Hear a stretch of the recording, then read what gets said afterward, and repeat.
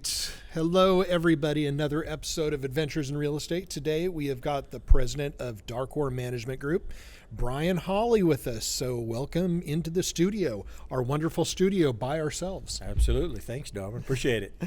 No problem. So how long have you been with Darwin now, officially? Darwin officially since July 1st of 2019. 2019. Doing Correct. what?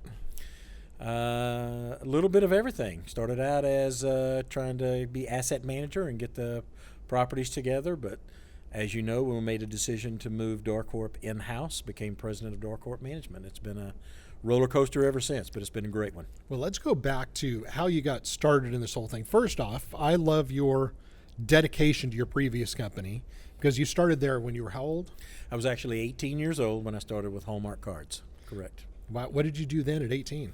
I traveled the country and actually set up and installed Hallmark stores. The whole store, or what about like at grocery stores and things like that, or just The whole store.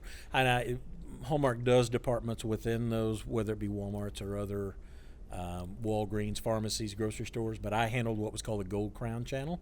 So it was the Hallmark stores that you saw with the Hallmark name on the front of them. That was my responsibility. So you'd go set them up at 18, but as far as any supervision or anything there, or were you involved in the management of those at any time? No, these are independent owners who were opening the store. Hallmark would provide the service and we would come and set them up. Basically turnkey. When we walked in, it was 3 sheetrock walls. When I walk away, they're ready to turn on the cash register and start the business. Oh, that's interesting. So you traveled all the time? All the time. Okay. All the time. I was gone. My schedule was leave on Sunday to take a flight somewhere, usually come home on Friday, laundry on Saturday, leave on Sunday to do another store somewhere. Wow. How many stores did you open? Oh, I couldn't even tell you. 500 maybe? 500. Wow. Wow. But then you progressed up through the ranks, right? I did. I basically progressed up through the ranks and eventually convinced Hallmark that that was not the best way to do it because, again, we were traveling people all over the country. I went to Hallmark and they agreed for me to set up a new organization called the Installation Organization where we would hire people in different areas of the country so we wouldn't have to do much traveling. So my job then was obviously to train them, and then I would be responsible for the ordering of everything that needed to happen, make sure it got to the store. Excuse me, but then we would have local teams that were there that could actually go in and actually do the job. Wow. And then, so give me your progression to all the way to, because you were there for how many years? 35 years with Hallmark. 35 years with Hallmark, and you're still only 25, so that's pretty good. 55, but close enough. So what was the progression then? Where did you end up in that whole thing? Well, basically, it just ran the entire gamut from actually physically installing the stores to being the installation manager over the entire company. That all marketing programs, whether it be, and again, installing a new store is not really a marketing program, but we would have installation teams throughout the country that were responsible for implementing marketing programs. And again, just an example, we'd have a new gift wrap display that was going to go in all Hallmark stores. It was my responsibility to make sure that the local teams knew how to do that, training videos to make sure it got done, all of your different instruction sheets, all of that kind of stuff I would do, and then just make sure that the people that are around the country had the resources necessary to make sure they could go and implement those programs in the Hallmark stores. So did you set all those up? Mm-hmm. Wow. Okay. Yep. And you were also supervising people, though, weren't you, as far as the store owners, or how were you involved in that part of it? Didn't really supervise store owners. Obviously, I had to have a relationship with the store owners because as they would want to do different marketing programs in their store, they would have sales reps that they would work with.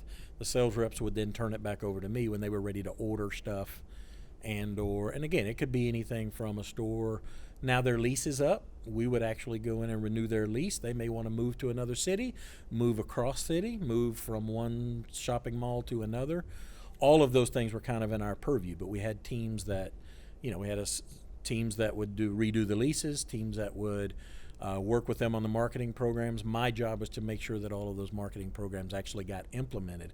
So those could be, I would have anywhere from my time with Hallmark, anywhere from 50 to 60 full-time people that reported to me, who then had another 300 to 400 part-time people that reported to them, who actually then had another 12 to 1,500 part-time people that reported to them.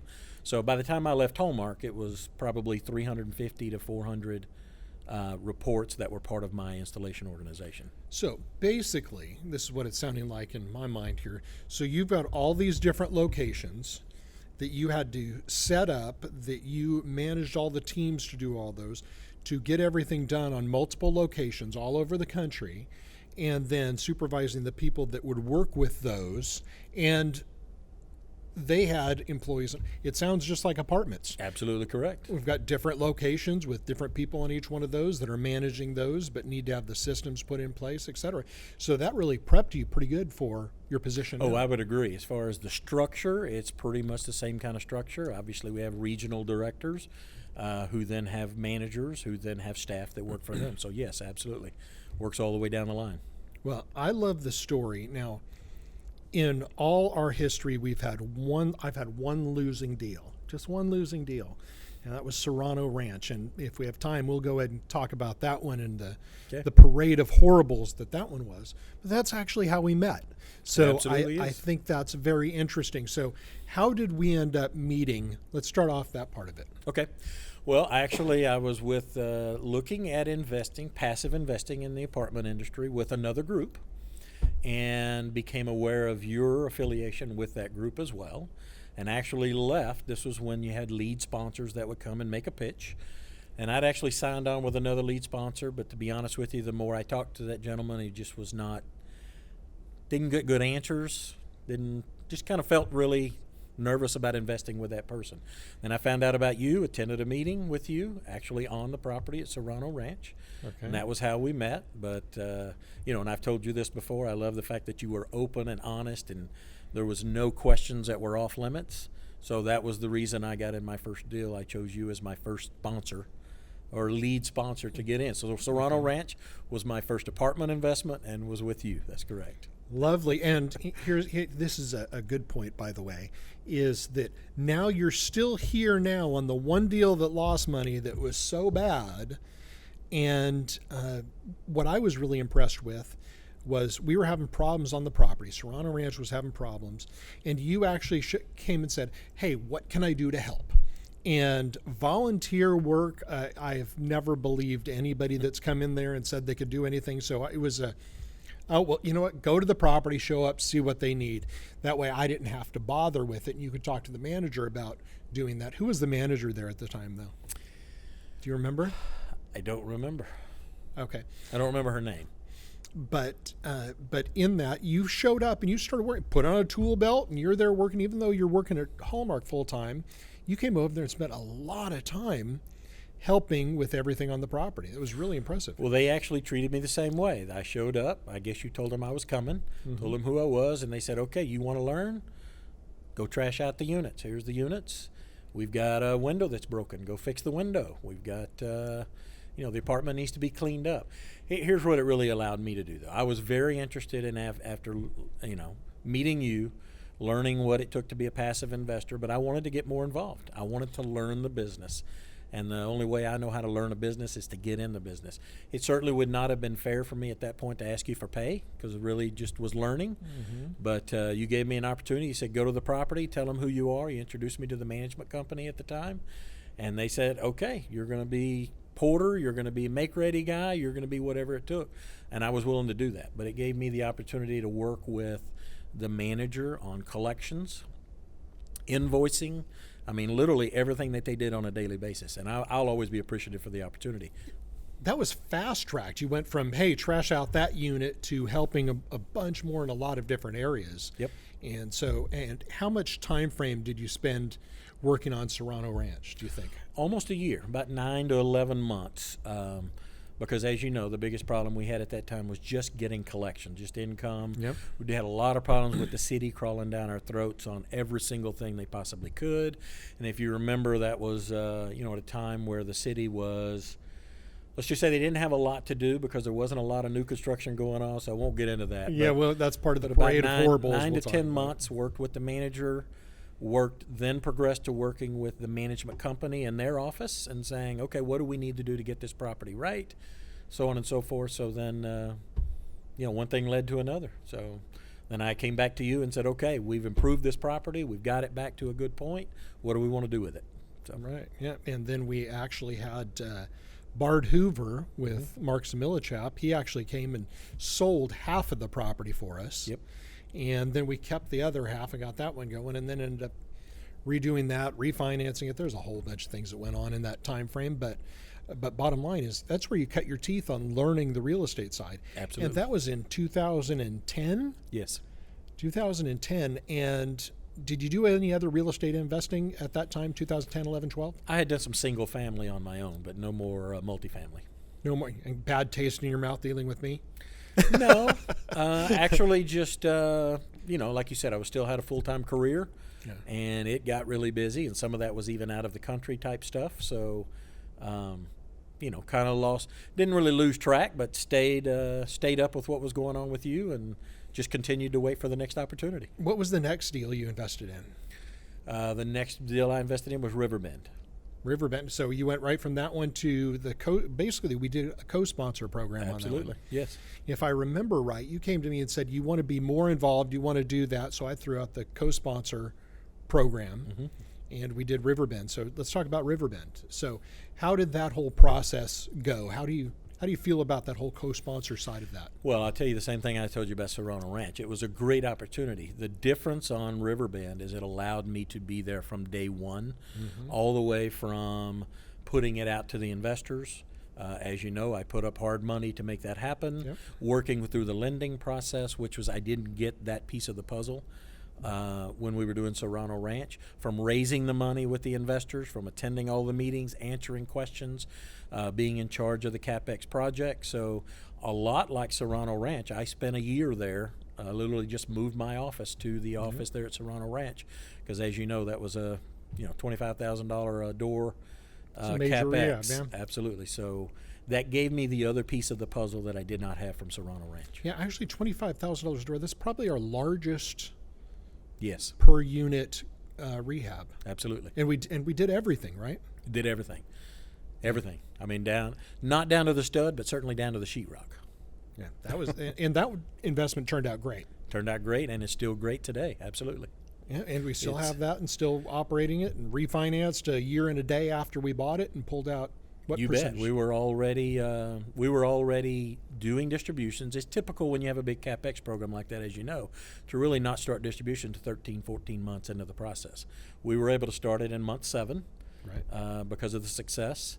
And as you say, not soon after our first anniversary, we refinanced the property, gave everybody about 36% of their money back. Yeah, tax-free refinance money. It's absolutely, always fun. And it's been given steady distributions every month since. So, yeah. And now, just to continue on that same one, Riverbend, now we've got something else happening with it, right? We do. We actually purchasing a property right across the street. It's called The Corners. Glad to say that that one's, unfortunately for our investors out there who may want to get in, that one's now been capped and closed. We're able to raise the funds in that in just 2 days after letting everybody know that was available. But we will have some synergy there because we'll be able to have the same staff take care of both properties, but we're looking forward to it. It's certainly a market that we know because we've had Riverbend now for a little over 3 years. It's certainly a demographic that we're well familiar with, and we're very comfortable going into The Corners. Great. What about the next investment you put into? What else have you put in anything into? Oh, I've gone into Silver Creek. I've gone into 1019, Valley Center, this building here where we are. So I'm going to continue to put my money where my mouth is. And, I feel when I talk to my spouse about it every once in a while, it's almost a little bit like cheating because, I know the processes that we have in place. I know how diligent we are. I know we're very conservative on our estimations. So it's almost a little bit like insider trading, but I'm putting my money where my mouth is on our properties. I thought that was really funny because I asked our investor relations team, I said, is Brian investing in Valley Center? They said, no, he's worried that's a conflict of interest because he knows how great of a deal it is, so he doesn't want to. I was like, that's not how this works. This isn't insider trading. It just felt like it was a little bit of cheating to me. I knew how great it was going to be. Didn't want to cut anybody else off if they wanted to get in. So. Yeah, but still continuing to invest. So you're actually putting your money where your mouth is. Yep. You see it on a day-to-day basis, and now you're operating. We took all the management in-house on January 1. January 1st. And so now, since we took management in-house, what has changed Q4 to Q1? What kind of increase did we have in that time frame? Well, let me compare fourth quarter of 2019 to first quarter of 2020. And the really reason I'm doing that is so that it's apples to apples comparison. Because some people would say, well, if you went into the spring and took that quarter, well, that's leasing season. You should be doing better. So I take the fourth quarter of 2019 versus the first quarter of 2020. Mm-hmm. And again, we were able to, as a team, collective, the team that we put together, we were able to increase the same properties that we had in fourth quarter of 2019 versus the same properties that we had in the first quarter of 2020. We were able to increase the NOI about $167,000 in the quarter. So you do your math and your CapEx math, that was about a $12.2 million increase in the portfolio value. Right. And again, that was just better collections, better control of expenses, that was a huge part. Much improved efficiency on the management. Yeah, and that's kudos to you and to Vicky, who is our director of property management, which we stole from another company. Yep. And so our whole team is doing great. And, absolutely. And through COVID, you've been managing through COVID. Obviously, yes. I've been through numerous market cycles, and we've talked about all those and what we can do and how we do those. But through COVID, that was a whole different game changer. And you got to be right there to watch it and see what's happening. So how do you think that's gone through managing through COVID? Well, I think the key is just that there were so many unknowns. Right. If you're having a market correction, again, you've been through those, you kind of know what to expect. But with COVID, there was no playbook to follow. So it was literally just manage as the issues arose. But I would also tell you that we were very proactive. Working with our tenants, we certainly realized early on the process that tenants were going to have a hard time paying rent. That was going to have a serious implications for our properties. One of the first thing we did was put some cost savings measures in place so that we could reduce the expenses, thinking that we were going to take a bigger hit on income. Now, I don't mind telling you, I was expecting a 20, 25, maybe 30% hit on income.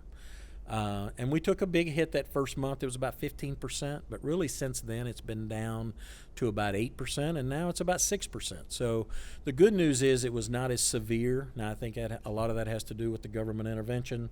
Whether you agree with it or not, it certainly helped people pay their rent. Certainly a lot of charities came out, but a lot of that was proactive management on our part too. We went out to the charities to find help for our tenants. We educated our tenants on all of the help that they could get. We put them on payment plans. We gave them offers left and right to work with everybody. Yep. Because the last thing we wanted to do was lose our tenants. Obviously, the biggest challenge that we had was the eviction moratorium that lasted for over 4 months. And it's just literally I'm proud to say that most of our tenants, it was not necessary to do anything about that. But for those that we did, it's just about managing through it. So it's not necessarily me provide direction, but it's really the credit goes to our staff. It goes to the property absolutely. Staff, the managers who deal with it every single day, and to Vicky, obviously, in providing the direction. So, and that's one thing we've always talked about. It's really a bottom down rather than top down type of management. It's an inverted pyramid with you really down there at the bottom. If you're not supporting the resident, you need to be supporting whoever's supporting the resident. Absolutely. So we really look at our staff and have done a lot of training with our managers and with our entire team so that they can know what to do. So I'm real happy on how all that's been progressing. Yeah, and in all honesty, it's the same when you start any business or when you take over a business. You want to create a culture in which those people want to support what they're supposed to be doing as well. So we're really in good shape with that on our staff. Oh yeah, I'm thrilled with the progress. Is there anything in the future coming up that we want to talk about? Anything you want to clue anybody into? Oh, I don't know. We have so many things going on. What do you have in mind? Why don't we just tease it there and leave Okay. leave Okay. that there, leave that there. But we do have a lot. We're reinvesting everything we can back into the management company because it all gets down to the investors first on doing what's best for them in all Absolutely. instances. And because of that, reinvesting everything we can back into our staff and training and the properties and doing things to really make the properties run as efficiently as possible, because with third-party management we found that we were not getting that. Were there any shocks, any aha moments, either back to Serrano days or Riverbend days, then you're like, as an investor, I did not realize that? Well, I just think as a passive investor, and truly I met the definition in the beginning as a passive investor. I don't really care or really know, just I'm giving my money and I want my money to come back. But certainly from a standpoint of seeing all the mechanisms in place that have to work to, number one, just get the property in our possession. And then number two, the daily work. And I'll go back to the management, the managers and the staff that's on site. You talk about doing what's right for the investors. It is literally, and our staff will tell you that they have gone through now additional training, so they now think like an owner. They think like they're an investor. And we actually present them with scenarios in where they have to make decisions if they were an investor. So, as you said, it all goes back. It's an inverted pyramid. It's bottom up, and I guess my aha moment was just not realizing how many people.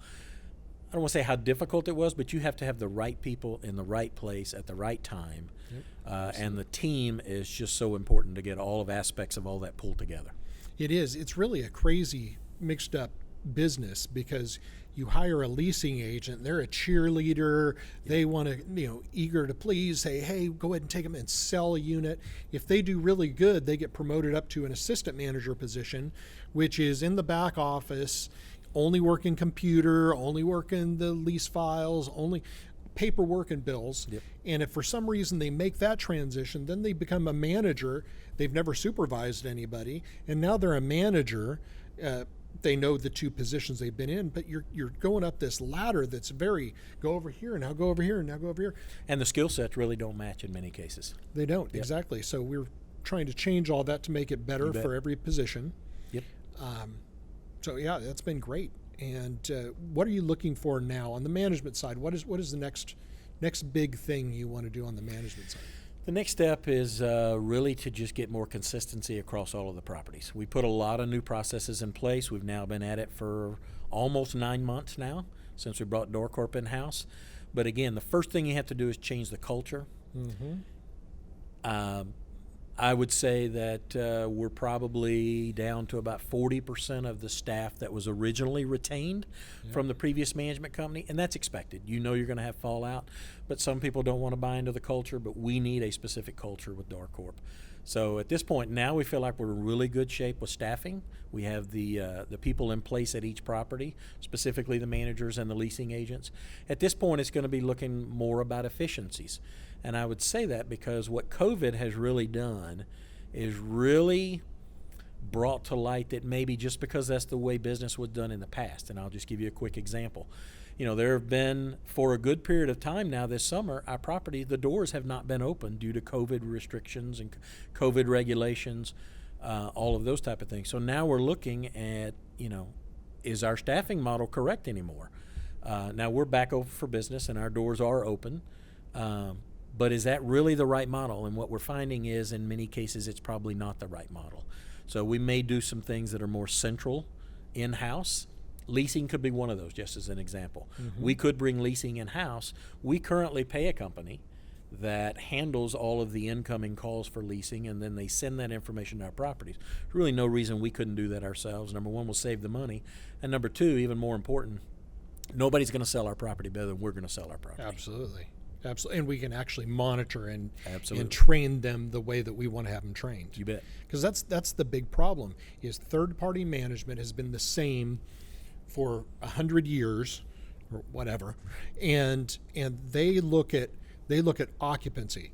They're judged. Managers are judged on occupancy, which I really don't care about. Yeah, you and me both. So what do we look for rather than occupancy? Well, obviously NOI is a big thing for us, but we want to know about the income. And my managers hear me all the time, If you're at 85% occupancy and you're collecting, again, just throw out a number, $100,000, I would rather you be that than 95% occupied and collecting $80,000. Again, it's all about income. Income. Hold your expenses down, drives our NOI. It is, but they've been so trained and so ingrained that what's your occupancy? 98%, 99%. And it's like, who cares? Because you also have to look at delinquency. You have to look at what you're collecting. Because there was a property we recently took over that the previous management company, to keep their occupancy up, what were they doing? They were giving substantial concessions and discounts just to keep occupancy up. In some cases, a $400 discount on a renewal just to keep their occupancy above 90%. I know, $400 is just ridiculous. Well, I mean, in essence, they were paying those people to live there. They weren't making any money. Right? Absolutely. That'll tie into our rent problem on Serrano, which we'll talk about here in a few minutes, which will be part 2 of our interview with Brian Holley here. Is there anything we want to add to the whole equation? I mean, you're here, you see everything.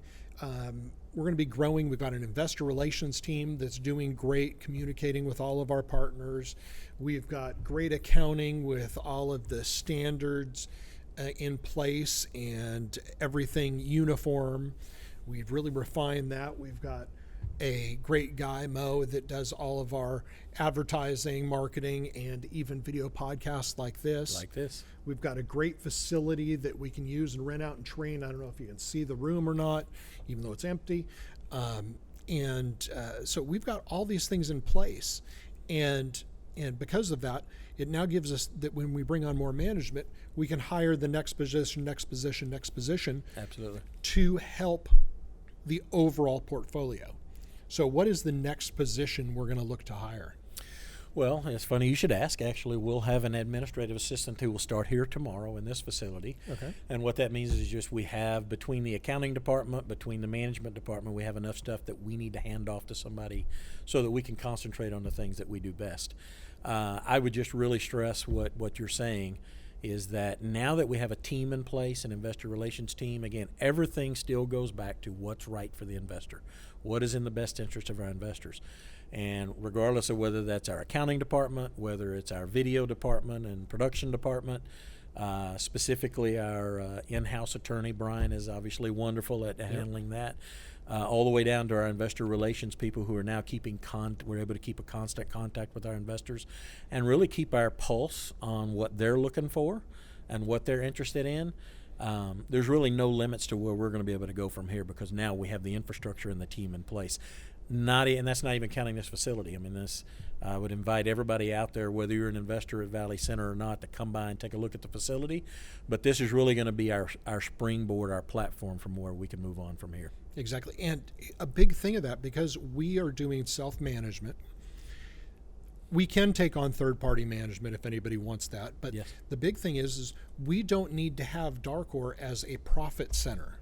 I don't care if we just break even because we make money off of the real estate side. Right. So that allows us to reinvest. Hey, we take on more management. I'm looking at 2 other properties we're looking at taking on management. It brings in another $5,000 or $6,000 a month.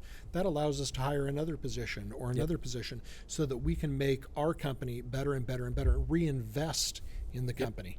Absolutely. So that's our goals with it, and we've got a great person running it, Brian Holley. Thank you. And he has been very, very impressive. I'm concerned he works too much, but My wife might agree with you for a little while, but short-term pain for long-term gain. We're really getting it where we want it to be. We're just super thrilled to be able to meet the needs of our investors, and I mean, again, this is just a springboard for us to take off. And it's very nice, actually. Well, it's nice on one side, but I'm sure that spouses are not real thrilled with it because you, me, Brian Johnson, David Garrett, everybody, you send an email, I don't care if it's 11 o'clock at night, we're getting replies back at that. Yep. And I'm like, stop, don't answer this email. I just want to get a note out to you. So it's hard, though, and again, I've always been in the customer service business all of my career with Hallmark, obviously, but you want to respond to the people who are making it happen. Absolutely. And that's not ever going to change. And we're getting things done, and investors are thrilled, and we're going to keep on growing. We've got 3 properties closing in the next month. That's correct. One at the end of this month, one about mid-October, and one hopefully within a couple of weeks after that. Yeah, so that's another, how many units is that going to be? Another 304 units. Does that include Village? Mm-hmm. Okay, another 304. No, I'm sorry. If you're at, well, I wouldn't count Oakview, obviously, as already. I count that as already with us, but you're right. Yeah, we already have that one. Right. So that was actually, sorry for our little babbling there. Oakview is a property we're closing on, but we actually took over management right, of and I'm it. already counting that as part of us. So we already have that one we're managing, which is great. We get to control the income and expense. There's no transition problems, anything like that. So that one's great. We raised $11 million for that in about a 3-week period. About 3.5 weeks. And we raised $3 million for the corners in 2 days. 2 days. No advertising on that because it's a 506B. Right. And so, yeah, we're rocking and rolling, and investors come to us also because even through when COVID hit, I analyzed the numbers, said, okay, we can absorb a 30% drop in revenue and still be able to maintain for 6 months. And so that's part of our being conservative on our underwriting and our proper funding, et cetera, because we even started doing distributions again when we found it didn't take that big of a dip. Absolutely. After what, about 60 days? Yeah, we ended that in February and we started back in May. I'm sorry, ended in March and started back in May. Yeah, so not too long after that. And so we did distributions, which we do monthly. Absolutely. You know, it's your money. Let's get it out to you. It's your money.